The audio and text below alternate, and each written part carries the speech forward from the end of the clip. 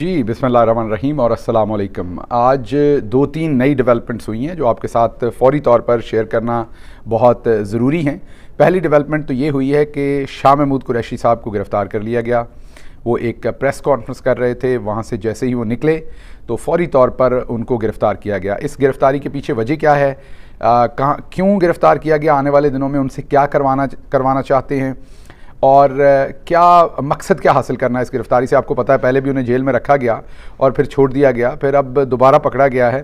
पिछले चंद दिनों में उनके ऊपर क्या प्रेशर था, उनसे क्या डिमांड की जा रही थी, क्या उन्होंने डिमांड्स पूरी नहीं की और अब उनसे क्या करवाने की कोशिश की जा रही है, ये सब कुछ है। दूसरी तरफ परवेज़ खटक ने पहला जलसा किया नौशेरा के अंदर, उसके ऊपर बातचीत करेंगे कि उस जलसे में उन्होंने क्या खोया, क्या पाया, वहाँ पर क्या हुआ, क्योंकि उन्होंने बहुत बड़े बड़े बयान दिए थे। उन्होंने कहा था कि मैं पीटीआई से बदला लेके दिखाऊंगा, मैं जो पीटीआई है उसको केपीके के अंदर से ख़त्म करके दिखाऊंगा।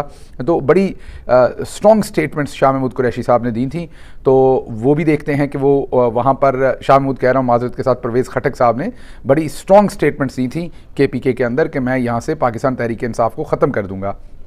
इसके साथ साथ तीसरी डेवलपमेंट ये हुई है कि जो शीरीन मज़ारी साहबा की साहबजादी हैं ईमान हाज़िर मज़ारी, उनको रात गए उनके घर के दरवाजे तोड़ के, जब वो अपने बेडरूम के अंदर सोई हुई थी, सोने वाले कपड़ों में थी, उनको घसीटते हुए, धक्के देते हुए उन्हें गाड़ी में बिठाकर गिरफ़्तार करके ले जाया गया है। साथ साथ उनके घर के अंदर जो सिक्योरिटी कैमरास थे वो भी लेके जाए गए हैं। ये सब कुछ क्या हो रहा है, क्या डेवलपमेंट है, इनकी क्या अहमियत है इस टाइम पर इन गिरफ़्तारियों की, ये आपके सामने रखते हैं। सबसे पहले तो आपको ये बात पता हो कि शाह महमूद कुरैशी साहब के ऊपर जिस दिन से वो जेल से बाहर आए हैं, यही जेल के अंदर भी यही प्रेशर था उनके ऊपर बार बार कि आप पाकिस्तान तहरीक इंसाफ को खैराबाद कह दें, इमरान खान को आइसोलेट होने दें, पाकिस्तान तहरीक इंसाफ को छोड़ दें और आप किसी और पार्टी को ज्वाइन कर लें जो आपका दिल करता है। बल्कि ये भी कहा गया कि आपको फैसिलिटेट कर देंगे, आप जो भी पार्टी ज्वाइन करना चाहेंगे आपको हम उसमें फैसिलिटेट कर देंगे। शाह साहब ने इनसे मुसलसल इनकार किया और उसके बाद उनके ऊपर पिछले चंद दिनों से बहुत शदीद प्रेशर था कि वो पार्टी से अलहदगी कर दें, क्योंकि एक्सपेक्ट ये किया जा रहा था कि इमरान खान साहब को जो डराया जा रहा था बार बार कि आपको पकड़ के जेल में डाल देंगे, आपको उम्र कैद दे देंगे, आपको सज़ाए मौत दे देंगे, ये सारी बातें इसलिए थीं कि इमरान खान साहब जो है वो एनआरओ मांग लें और पार्टी से अलग हो जाएं और पार्टी की बागदौड़ जो है वो किसी और के हाथ में दे दें। शाह साहब को भी शुरू के अंदर यही प्रेशर था उनको भी कि आप जाकर इमरान खान से बात करें और कोशिश करें कि वो पार्टी की मेन लीडरशिप से साइड पर हो जाएं। लेकिन इमरान खान का आपको पता है कि वो जो फैसला करते हैं डिटरमिनेड होकर करते हैं और फिर उसके ऊपर वो खड़े होते हैं। इमरान खान साहब ने मुकम्मल अपना फ़ैसला किया और उसके ऊपर वो खड़े हुए। उन्होंने कहा कि जो भी हो, मुझे सज़ाए उम्र कैद हो या मुझे आप सज़ाए मौत दे दें, मुझे सारी उम्र जेल के अंदर रखें, मैं ये काम नहीं करूँगा कि मैं अपनी आवाम से जो भी मेरा एक रिज़ॉल्व है, वादा है, वो मैं उसके ऊपर पीछे नहीं जाऊँगा। इस वजह से और दूसरा आपको पता है कि इमरान खान साहब के ऊपर जो केस किया गया था, जिस पे वो तोशा खाना के केस में जिस पर वो अंदर है, वो सिर्फ अदालत लगा नहीं रही केस को। अनफॉर्चुनेटली जस्टिस अतर मिल्ला साहब, माजरत अतर मिल्ला मैंने कह दिया, जस्टिस आमिर फ़ारूक, पहले अतर मिल्ला साहब वहाँ पर चीफ जस्टिस थे, वो होते तो लग भी जाता अभी तक केस और शायद रिलीफ भी मिल जाता कानून के मुताबिक। लेकिन जस्टिस आमिर फ़ारूक साहब ने अनफॉर्चुनेटली, मुझे नहीं पता किन वजूहात की वजह से, लेकिन उनकी बीमारी की वजूहात सामने आ रही हैं, दूसरी सामने आ रही हैं, तो उन्होंने इस केस को अभी तक नहीं सुना। तमाम जो लीगल पंडित हैं वो कहते हैं कि जैसे ही केस लगेगा आधे घंटे में इमरान खान साहब जो हैं वो जेल से बाहर होंगे, क्योंकि उसकी कोई बेसिस नहीं है, उस केस के अंदर कोई कंक्रीट, कोई ना एविडेंस है ना कोई चीज़ है।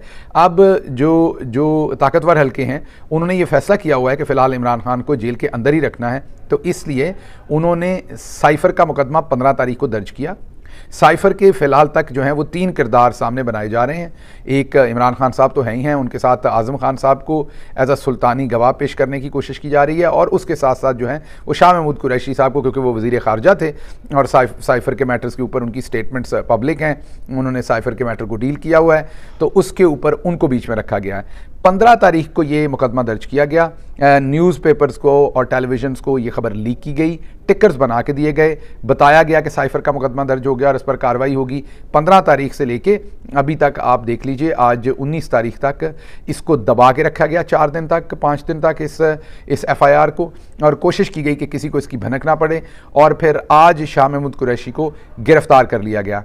अब दो ऑप्शंस हैं इसके, एक तो 2 रीज़न्स हैं। एक तो शाह महमूद कुरैशी साहब पिछले चंद दिनों से बहुत एक्टिव हो रहे थे, जो हमारे एम्बेसडर्स हैं, जो हमारी इंटरनेशनल फ्रेटर्निटी है, जो इंटरनेशनल गवर्नमेंट्स हैं, क्योंकि वो वज़ीर ख़ारजा रहे हैं तो उनके ताल्लुकात हैं, वो तमाम जो इंटरनेशनल कम्युनिटी है, पाकिस्तान के अंदर एम्बेसडर्स हैं, उनसे वो कम्युनिकेट कर रहे थे। और 2 दिन पहले तो उन्होंने एक मुलाकात भी की बाज़ाब्ता तौर पर, एम्बेसडर्स को ब्रीफ किया, साइफर वाला मैटर भी, तोशा खाना भी, PTI के ऊपर इंसानी हकूक़ की जो खिलाफ वर्जियाँ हैं, कितने वर्कर्स अंदर हैं, क्या किया जा रहा है, क्या हो रहा है। तो शाह साहब एक तो उस फ्रंट पर एक्टिव हो रहे थे जिसका बहुत ज़्यादा गुस्सा था और उनको मना किया गया था कि आप ये काम ना करें।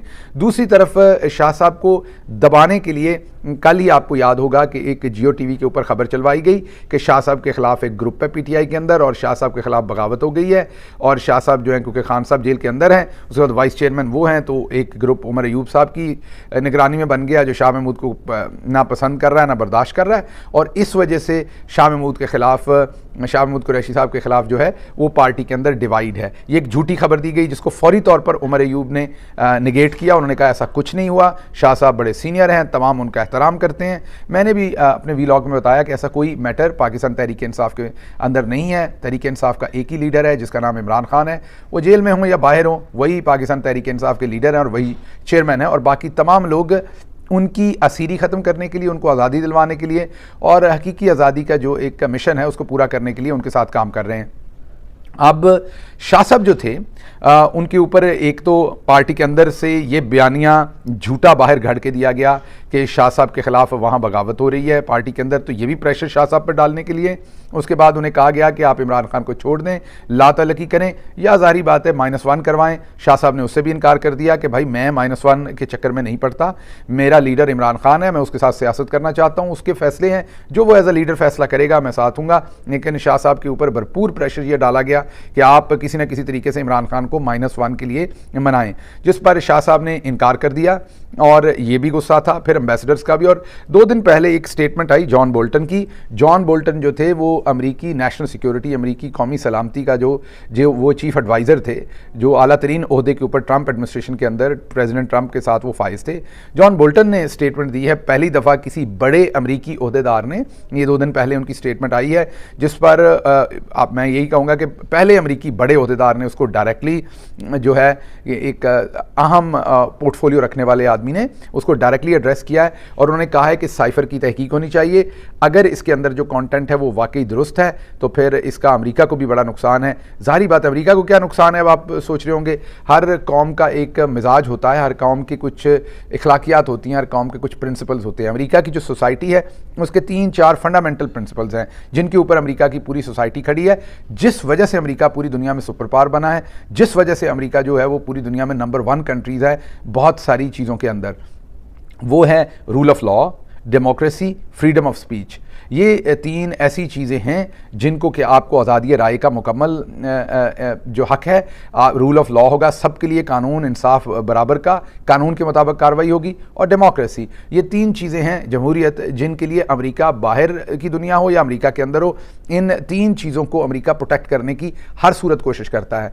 जॉन बोल्टन ने कहा कि अगर ये साइफर के अंदर जो चीज़ें अगर ये दुरुस्त हैं तो फिर अमेरिका की उन वैल्यूज़ को ये हिट कर रहा है, अमेरिका के लिए भी ये परेशानी का बायस है, तो कांग्रेस को जो है इसके ऊपर तहकीक करनी चाहिए जब अभी कांग्रेस वापस आती है सेशन में छुट्टियों के बाद, और मालूम करना चाहिए कि हकीकत क्या है। तो जॉन बोल्टन की स्टेटमेंट जो एक पहली बड़ी स्टेटमेंट थी अमेरिका के अंदर से, उसके साथ शाह महमूद कुरैशी साहब का इस्लामाबाद के अंदर एम्बेसडर्स को एंगेज करना, उसके बाद शाह महमूद कुरैशी साहब का नाम मानना पार्टी छोड़ने, और उसके बाद -1 में किरदार ना अदा करने का मानना, ये तमाम चीज़ों ने मिलकर शाह महमूद कुरैशी साहब के इर्द गिर्द घेरा तंग कर दिया और उनको अब पकड़ लिया गया। अब आप पूछ रहे होंगे कि आगे क्या होगा।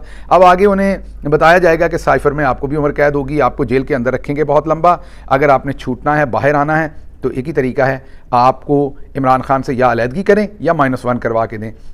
मेरे ख्याल में शाह साहब एक बड़े मुदब्बर सियासतदान हैं, धीमे पर्सनालिटी के हैं, लेकिन वो कंसिस्टेंट आदमी हैं, कोई जज्बाती बंदे नहीं हैं। वो बर्दाश्त करेंगे इस जुल्म को और वो बिल्कुल मेरा नहीं ख्याल कि वो गिव अप करेंगे। बाकी अल्लाह को पता होता है, लेकिन मेरा ख्याल है कि शाह साहब जो हैं वो ना ही -1 के किसी फार्मूला के अंदर आएंगे और ना ही वो पार्टी छोड़ेंगे। एक और उनके ऊपर प्रेशर डाला जाएगा अगले 1-2 दिन के अंदर, और वो होगा कि आपको अटक के अंदर इमरान खान साहब से मिलाया जाएगा। आप जाके मिलें और उन्हें -1 के ऊपर राज़ी करें और NRO लेने के ऊपर राज़ी करें। मेरे ख्याल में शाह साहब इस पर भी नहीं मानेंगे और शाह साहब, मेरा नहीं ख्याल जितना मैं उन्हें जानता हूं कि इसमें वो इस जाल में आएंगे। लेकिन अगर वो आए भी तो इमरान खान इनकार कर देंगे, वो किसी की बात भी जो है वो इस ज़ुमरे में नहीं सुनेंगे। तो ये तो शाह साहब की खबर होगी। दूसरी जो इंपॉर्टेंट डेवलपमेंट है वो है, पहले मैं ईमान हाज़र मज़ारी साहबा की बात कर दूं, फिर मैं परवेज़ खटक साहब की तरफ जाता हूं। ईमान हाज़र मज़ारी साहबा ने मंजूर पश्तीन की जो मूवमेंट है PTM, उसका एक लॉन्ग मार्च टाइप हुआ। जिस टाइम मुल्क में, मैंने पहले भी व्लॉग किया था, जिस टाइम मुल्क में चिड़िया पर नहीं मार सकती, जिस टाइम मुल्क के अंदर किसी किस्म की किसी को आज़ादी नहीं है, 2 बंदे इकट्ठे होकर बैठ नहीं सकते, PTI के 2 बंदे इकट्ठे होकर चाय नहीं पी सकते, उस टाइम सैकड़ों या हज़ारों की तादाद में KPK में लोग इकट्ठे होते हैं, उन्हें KPK में कोई नहीं रोकता, कोई वहाँ पर लॉ इन्फोर्समेंट उन्हें रोकती, वो इकट्ठे होते हैं, वो इस्लामाबाद पहुँच जाते हैं। और ये अचानक नहीं उन्होंने किया, बहुत देर से उन्होंने ऐलान करके अपना वो मार्च कर रहे थे। तरनौल के अंदर आकर उनको वहाँ पर उनके 2-4 बंदे पकड़े जाते हैं फर्जी तौर पर, फिर मुज़ाकरात किए जाते हैं, वज़ीर दाखिला करके छोड़ देता है उनको, और फिर वो D चौक तक आ पहुँचते हैं, मीन इस्लामाबाद के अंदर तक आ पहुँचते हैं, वहाँ पर वो करते हैं तकरीरें। मंजूर पश्तीन साहब ने जो कहा, हमें कितना भी गिला हो इस्टेब्लिशमेंट के साथ, लेकिन वो अल्फाज मैं दोहरा नहीं सकता। कल परसों का भी जो व्लॉग था उसके अंदर मेरे पास उनका वो क्लिप था जो मंजूर पश्तीन ने कहा। लेकिन ये फ़ौज हमारी फ़ौज है, हम ज़ाहिर बात है अपनी फ़ौज के बारे में कितना भी हमें घर के अंदर एक दूसरे से गिला हो, लेकिन जो अल्फाज उन्होंने फ़ौज के बारे में इस्तेमाल किए वो ना हम इस्तेमाल कर सकते हैं और ना हम उसको मुनासिब समझते हैं। इसलिए वो क्लिप जो उनका है वो आज भी पड़ा हुआ है, मैंने उस दिन भी यूज़ नहीं किया, आज भी यूज़ नहीं करेंगे।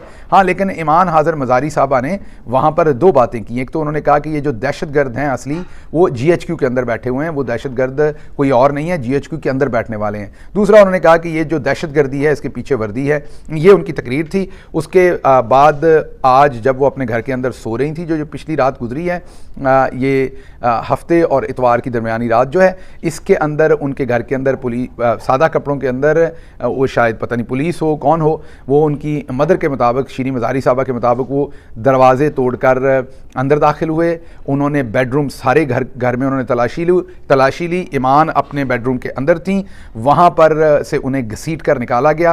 वो अपने सोने वाले कपड़ों के अंदर थी ईमान, और उनको वहाँ से ज़बरदस्ती घसीट कर निकाला गया और उनको उनके कपड़े भी चेंज नहीं करने दिए गए। उनकी वालदा कहती नहीं कि वो सोने वाले कपड़ों में हैं, उनको कपड़े चेंज करने दें। वो घसीट के ले जाया गया। उनका लैपटॉप, उनका मोबाइल फ़ोन, तमाम चीज़ें वो साथ ले गए। घर के जो सिक्योरिटी के कैमरास थे वो भी जाते हुए साथ ले गए। अभी पता नहीं कि उनके ऊपर कोई मुकदमा दर्ज है या वो लापता हो जाएंगी, जैसे इमरान रियाज हुए हैं, जैसे बहुत सारे और लोग लापता हो जाते हैं। तो ये अभी पता चल जाएगा 1-2 दिन के अंदर। अगर तो उन्हें कल प्रोड्यूस किया किसी मजिस्ट्रेट के सामने या परसों किया तो ठीक है, अगर प्रोड्यूस ना किया तो फिर इसका मतलब है उनको भी लापता कर दिया है। तो ये तो होगी ईमान हाज़र मज़ारी साहबा की कि उनके साथ ये क्यों किया है। क्योंकि मैं बिलीव करता हूँ फ्रीडम ऑफ स्पीच पे, क्योंकि मैं पाकिस्तानी फेक लिबरल्स की तरह फेक नहीं हूँ।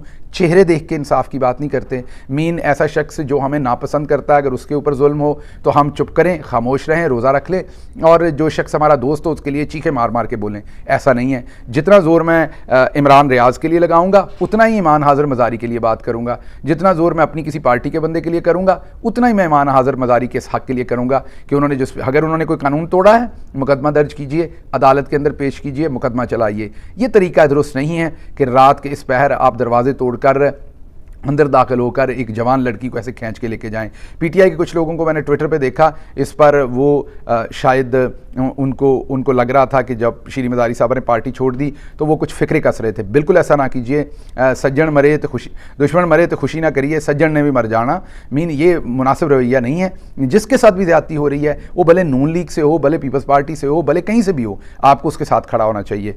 आखिरी खबर परवेज़ खटक साहब की है। उन्होंने बहुत बड़े बड़े बयान दिए थे कि मैं अब KPK के पी में से जब मैंने पार्टी छोड़ी तो पाकिस्तान तहरीक इंसाफ के सोशल मीडिया ने मुझे बुरा भला कहा है, बदतमीज़ बच्चे हैं ये। अब मुझे गुस्सा आ गया है, मैं KPK के अंदर पाकिस्तान तहरीक इंसाफ ख़त्म करके दिखाऊंगा। उन्होंने ये भी कहा कि KPK के अंदर तहरीक इंसाफ को लेके ही मैं आया था। बहरहाल हो सकता है किसी मौज के अंदर ये बातें की हों। आज जब उन्होंने जलसा कराया अपने होम टाउन में तो नशा सारा, सियासी नशा सारा ही उतर गया, क्योंकि टोटल गिन के बंदे कितने थे, 2500। तो बड़ा फ्लॉप जलसा गया। IPP पहले फ्लॉप हो गई थी, इस्तेहकाम पाकिस्तान पार्टी, अब इधर पार्लियामेंटेरियन PTI से भी हवा निकल गई है। तो जाहिर बात है फिर शाह महमूद को ही गिरफ्तार करना था, और तो कोई बात रह नहीं गई थी। तो अब वो कहते हैं ना, गिरा गधे से और गुस्सा कमार पर। और अब परवेज़ खटक साहब लॉन्च हुए और फुस हो गए लॉन्च होके, तो गुस्सा फिर इमरान खान और परवेज़ खटक पर निकलेगा, अपना शाह महमूद कुरैशी पर निकलेगा। लेकिन आगे देखते हैं क्या होगा। इसके साथ ही मुझे इजाज़त दीजिए। अल्लाह आपका हामी नासिर हो।